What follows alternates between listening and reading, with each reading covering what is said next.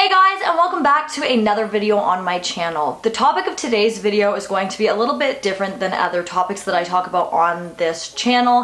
However, I do still think that you guys are going to find this case very, very interesting. So with that all being said, let's get right into today's video. Bill and Dorothy Wacker were an elderly couple who had been married for around 48 years.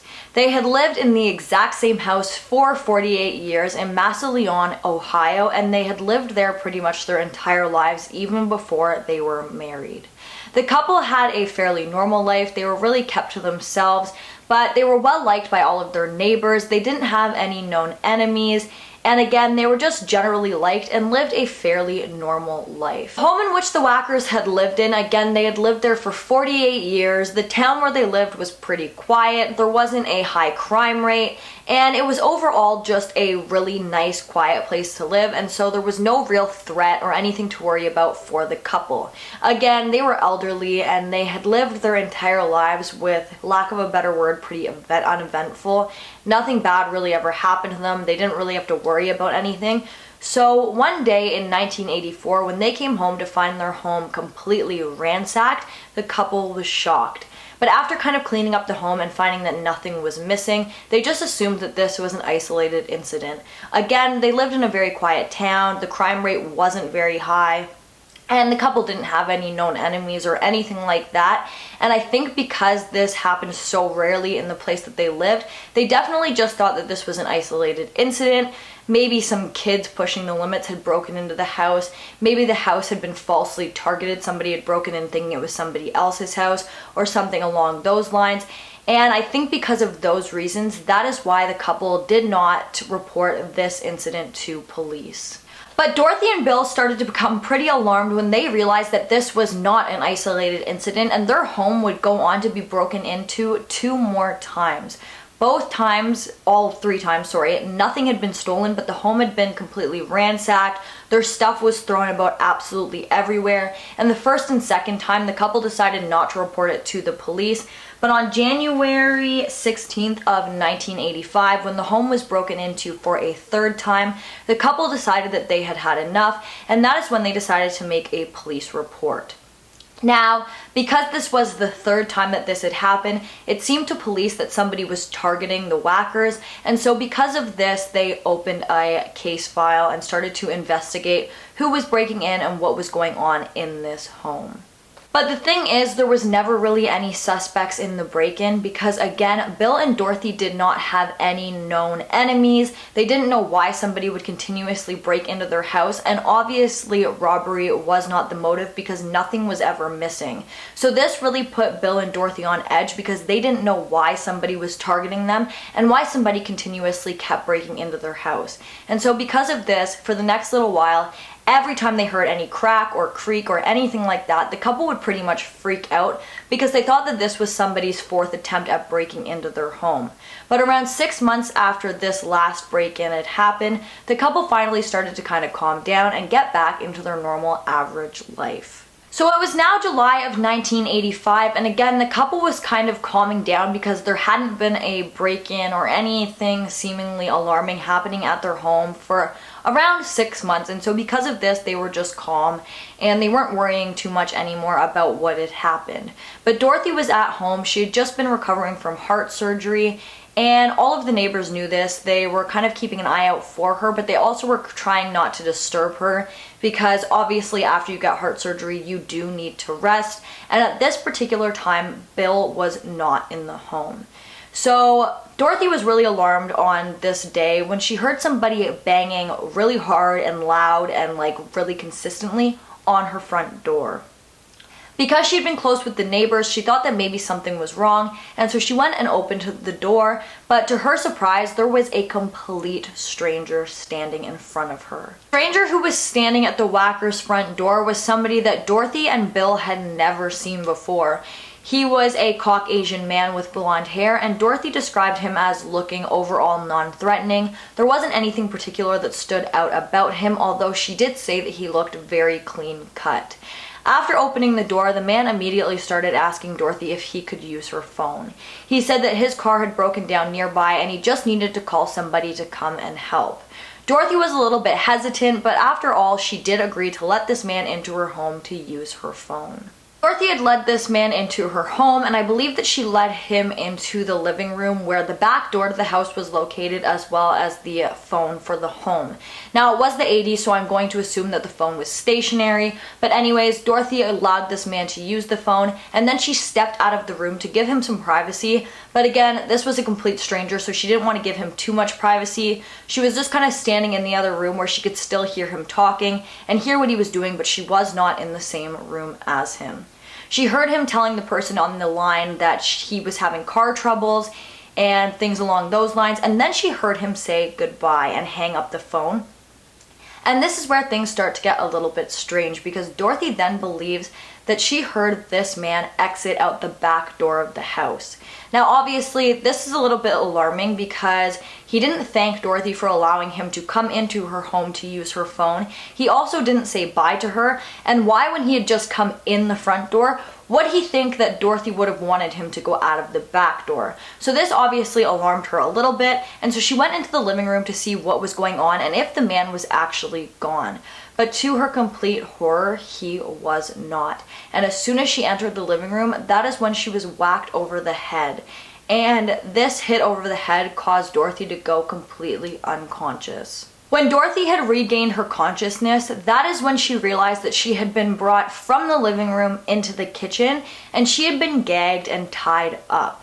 She was obviously absolutely terrified, and for this to happen to you in your very own home, I feel like is just that much worse, because your house is supposed to be your comfort zone, and for something like this to happen within your house is just absolutely horrifying. But anyway, she was tied up and gagged, and she was scared, but after sitting there for a few minutes and not seeing any sign of this man who was in her home who had done this to her, she decided to try and make her way over to a nearby window. And luckily for Dorothy, she was able to successfully do this, and she started banging on the window and yelling, and lucky for her, one of her neighbors had seen her, and they called the police, who arrived to the scene very, very quickly. Dorothy was checked by paramedics, and luckily she was not too harmed. She was obviously very shaken up, as I believe anybody going through something like this would be, but she wasn't really harmed. She obviously had a little bit of bruising, but besides that, she was completely fine. And she was conscious enough to be able to give a description to police. However, unlike all of the other break-ins, this time several things were taken from the home, but they weren't valuables like you may assume. This time, the intruder took a radio scanner, a video camera, an antique watch, and the couple's .22 revolver. And he had also leaving a note written on the wall that said, "Cheaper, but will do." With the description that Dorothy had given to police, she said that this man was Caucasian. He appeared to be in his mid-20s. He had blue eyes and was about 5'9", and again, he seemed to be very clean cut. And luckily, with this description, police were able to make a composite sketch. However, nothing ever came from this. Nobody could ever identify who this man was, and to this day, nobody knows who this man was. He has never been identified. Now, police were taking this case very seriously. This was an elderly couple, and for some unknown reason, somebody was targeting them. And now it wasn't just harmless break-ins where the home was getting destroyed. This was actually leading to attacks on Dorothy. So obviously the police were taking this very seriously, and so they started to search in pawn shops and street dealers in hopes of finding the items that had been stolen from the Wacker's home, and hopefully this would lead police to a suspect or something along those lines. But there were never any leads or any suspects ever found in this case. After the attack on Dorothy, the harassment would only take that much of a turn. The Wackers started to receive very threatening phone calls at all hours of the day and the night. Some of these phone calls would be just completely silent. Some of them would be with the person on the other end of the line breathing very heavily. And some of these phone calls, which seemed to really threaten and scare the couple, were of the person on the other end of the line yelling profanities at the couple, just swearing constantly, not really making much sense, but just saying a lot of very threatening, scary words to the couple all jumbled together. Now, given everything that had already happened, the couple was already on edge. Their home had been broken into 3 times for a completely unknown reason, and now Dorothy had been attacked by somebody who had came into their home. And with all of these phone calls that were going on, it was just really escalating the situation and making the couple that much more scared. They were living in constant fear, and so because of these phone calls, they kept changing their phone numbers, but it didn't help. The caller would just get the phone number somehow and continue to phone the couple all the time, no matter how many times the couple changed their number. Now, on top of that, all of the items that had been stolen from the Wacker's home started to show up on their doorstep one by one, always being carefully wrapped in a grocery bag, and they were always wiped clean of any fingerprints or anything like that. So even once they were returned, it didn't really help in the investigation at all. The couple were taking all of the safety precautions that they knew how to take at this time, because obviously it seemed like somebody was targeting them, and they felt like their lives and their safety was constantly in danger. So Bill set up security lights outside of his home, hoping that that would deter anybody from coming to his house at night, because during this time the couple could constantly hear somebody banging on the windows, the doors, everything like that in the very, very late hours of the evening. And given all of the events that led up to this, the couple was terrified. So he thought that putting up these lights would deter somebody from knocking on the doors and the windows at all hours of the night. But one day, shortly after putting up these lights, Bill went onto his front porch, and that is where he found a note that was assumably written by whoever was harassing the couple. And this note read, "Your lights are a laugh." This note that was found on the front porch about the lights was just the first of several notes that the couple would find on their porch over the next few years. Now, obviously, this investigation was going on for all of those years, but there were no leads, again, because the couple didn't have any known enemies or anything like that. And the writing that was written on these notes was extremely messy, and when police tried to identify who had written these notes by the writing, it came to the assumption that whoever was writing these notes was using their left hand instead of their right hand to try and mask their handwriting so that it couldn't be identified, and in this particular case, it did end up working. This harassment went on for years without any sign that whoever was doing this would ever let up. And then 8 years after Dorothy had been attacked the first time in July of 1985, she was attacked again, this time in November of 1993. But this time the attack was much worse, and it left Dorothy in a much worse condition. She had to go to the hospital, and while she was there, she was treated for skull lacerations as well as a concussion. After this second attack, it was speculated by authorities that maybe Bill was responsible somehow in these attacks. However, Bill and Dorothy both denied these accusations very strongly, saying that Bill had nothing to do with any of this. Because these attacks seemed to be escalating, obviously, Dorothy had now been attacked twice, and the second one was much worse than the first one. Family and friends of the Wacker couple decided to kind of stage a stakeout in hopes of catching whoever was harassing the elderly couple. Dorothy and Bill had gathered up their closest friends and loved ones and again planned a stakeout. Now, I do believe that there were quite a few people within the home, and they broke up into groups of 3. They spread out all over the outside of the house to wait for whoever was harassing the couple. They waited for several hours, but nobody had shown up, and finally they all decided to just kind of call it a day and that they couldn't wait anymore. So at this point, they were all within the home, when all of a sudden they heard a loud thud at the back door. When somebody went and opened the back door, that is when they found another note by whoever was harassing the couple, and this one read, "Get the message." Sadly, none of this harassment stopped until the couple passed away.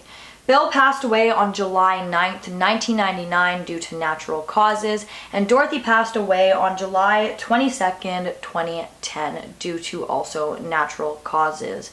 And both passed away without ever knowing who was behind all of this harassing and stalking and torment that the couple went through for many, many years.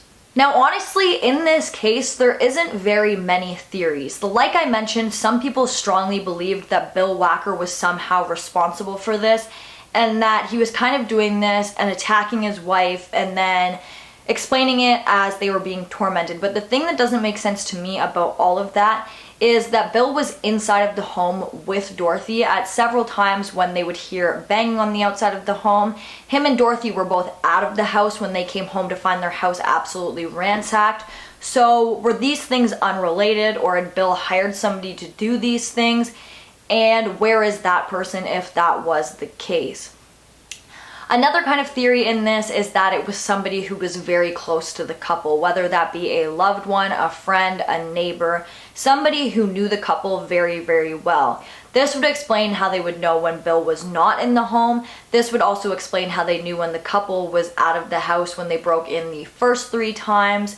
And this would also explain how they knew that a stakeout was going on, and that is how they were able to leave a note while so many people were at the home without being caught.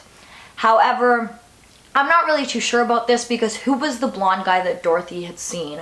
Sure enough, if it was somebody who the family knew very well, then they would be able to identify who this blonde man was who came into the home and had attacked Dorothy the first time. Another question that I find myself asking, and I'm sure everybody who is interested in this case finds themselves asking themselves these questions often, is why would somebody want to torment an elderly couple, especially this elderly couple who seemed like they didn't really have any enemies. They seemed to be generally liked by everyone. They seemed like a very nice, normal couple. So why would somebody feel the need to torment them so severely, and why would somebody feel the need to attack Dorothy not once but twice? I think that there is hope to this day that maybe somebody will come forward with more information on this case, because this case is quite popular and it didn't happen that long ago. So I do feel like there still could be some answers brought to light, which I like in some of these cases where you feel like someday you could get the answers. I do enjoy covering cases like that. But guys, that brings us to the end of this video. I do apologize if this video is a little bit shorter. I thought that it was going to be longer, but now that I'm sitting here filming it, I feel like it might have been a little bit shorter. But anyways, if you like this video, please give it a big thumbs up. Don't forget to comment down below what you'd like to see in my future videos. And don't forget to subscribe and turn on that notification bell so that you don't miss any future videos from me. Thank you so much for watching, and I'll see you in the next one. Bye guys!